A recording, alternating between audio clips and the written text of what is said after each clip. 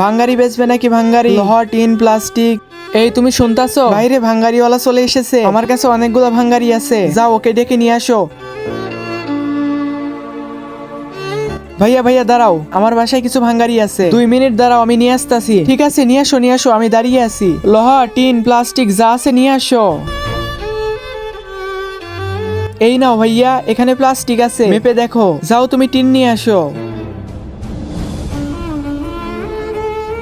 Madam 2 KG আছে। ঠিক আছে ভাইয়া।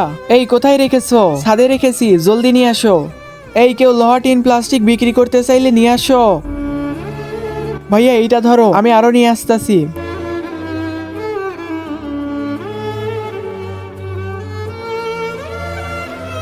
নাও ভাই, এটাও মেপে দেখো।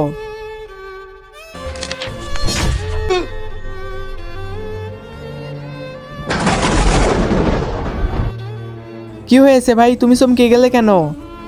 ভাইয়া আমি তোমার সব মাল নিব, কিন্তু এটা নিব না, এটা তোমার কাছে রেখে দাও।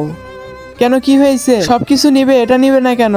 আজকে দেখবো কয়জন মুসলিম ভাই ও বোনেরা এই ছবিটিকে ভালোবেসে একটি লাইক এবং সাবস্ক্রাইব করে দেয়। আর কিছু লেখার হলে কমেন্টে আল্লাহু আকবার লিখে যাও। এটা দেখো, এই ফটোতে আরবি দিয়ে অনেক কিছু লেখা আছে, মক্কা মদিনা শরীফ আছে। এটা আপনার কাছে রেখে দেন, অন্য কোথাও বিক্রি করে দিয়েন, এটা আমি কিনতে পারবো না।